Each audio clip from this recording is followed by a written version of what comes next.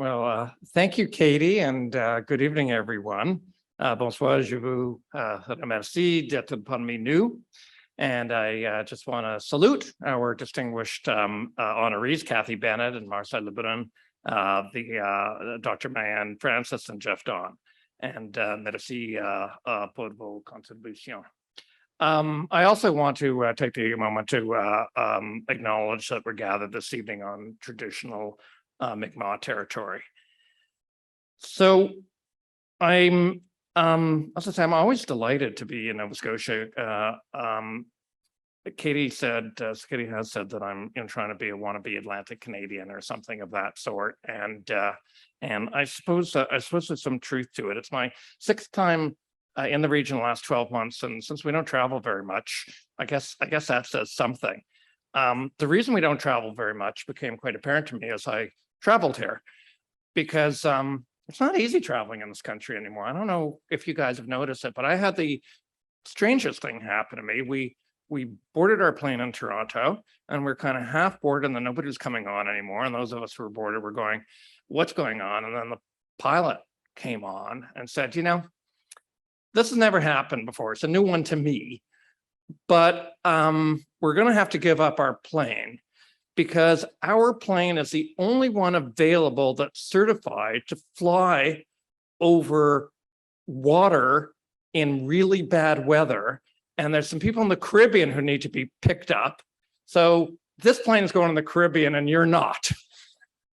So we got off the plane and I kind of thought, like, what are we going to fly on? Like rubber bands and, like, thank you very, very much. But so here we are, and that's good. And I always feel, an extra special attachment as well, being here, being so close to Pier 21, where my grandparents arrived in this country with all my aunts and uncles, my mom being the only one who was born in Canada. So that's 1.5 million Canadians who came through there, and that's population growth in this region, and that immigration is now something that's popular, and that's being successful is wonderful. So what do I have to do? I have work that I need to do. I guess I'll just start by saying that we're working and looking to work more with you, and hope that that you will be working with us. We had a project a few years ago that we worked on with the Department of Immigration, Federal Department of Immigration, the Council of Atlantic Premiers, and ACOA, and that was around immigration retention. And the retention numbers were very low. They were kind of almost 50-50. And the question was, well, what's with the 50% who stay and what's with 50% who go? Like, what's different? And that was very revealing and very helpful. And now we are turning ourselves more towards how you get truly sustainable, inclusive growth. There's momentum. There's momentum in a lot of ways in this region, as the speaker right after me, I'm sure we'll speak to in a Nova Scotia context. I hope so, given that he's an elected official, that he will do that. And we're working with some people and starting on a project that's really looking at what are the indicators of a successful future. What does that look like 10 years from now? Like, what do you have to do? What do you have to get to? And then what are the policies that get you there? So it's sort of like a three-step process, and we're very excited about that.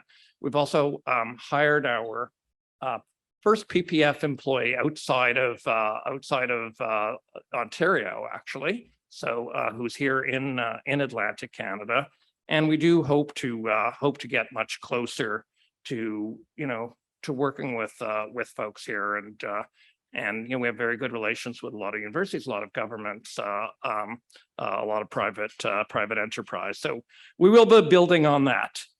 I want you also to join us. I hope you'll come to Toronto. I'm going to arrange the air travel. We will put you on PPF charters or something for our growth summit and our testimonial dinner on April 27th. And we will be talking about, I think, issues that are close to your heart. And our goal is not just to have good conversations. Our goal is to help create good policy, and good policy that makes a difference in people's lives and their prosperity and their security, in their cohesion of the country, and many of the big issues that face us now in a world that's even more challenging. We have a world that's at war.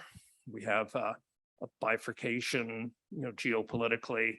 We have an energy challenge that's historic in its nature, and technological change and cultural change, and so many things that have to make us think through our policies well, and that we spend the money that is available to us in a way that maximizes the effects that we need to have. So I want to just take a moment before I pass the floor over to acknowledge a couple of people who are with us today. When I get off stage, this show will be run by two of the directors of the Public Policy Forum, with whom you're familiar, Laurel Broughton and Lisa Raitt. And so they will be your hosts of the evening, and I thank them in advance for taking that on, which is great. There's also several other current and past directors of Public Policy Forum who are with us. My former chair, Anne-Marie Hubert, is here. Christiane Fox, who's now the Deputy Minister of Immigration, Refugees, and Citizenship Canada. I think I have them right. They put so many words together now in these departments, IRCC, Karen Oldfield, who's a former director of PPF and is, I think, important in the life of the province, and it finding answers to its problems. Wade McLaughlin, who's with us. A lot of a number of former honorees as well, of who Wade is one. Margaret McCain, who's a past honoree, and where are you, Margaret? There you are. Hi. Who came on broken ankle. So really appreciate that. Aldea Laundrie, who's with us, also a past honoree.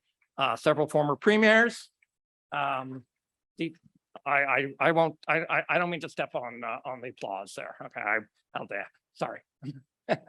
Several former premiers. Wade, I've mentioned, Stephen McNeil, Darrell Dexter, with us, and Peter MacKay, who hasn't been a premier yet, but basically has done everything else, I think. And I had a chance to talk to Peter. He's the happiest non-politician. He keeps talking about it being about how much he loves his family life, but really it's the Yankees run for the pennant, and Aaron Judge's run for Roger Maris's record that have Peter quite pleased these days.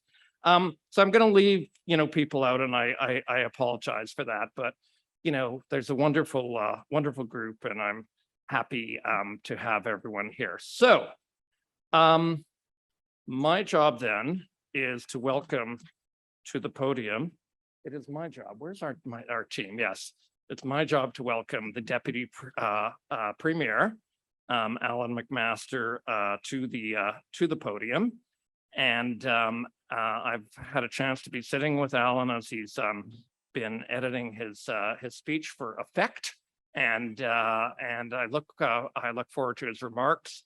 As you know, he's been a representative in the legislature for a number of years from Cape Breton, and more years than it looks like when you have a look at him. And now as the Deputy Premier and the Finance Minister of Nova Scotia. I welcome you to the stage, Alan.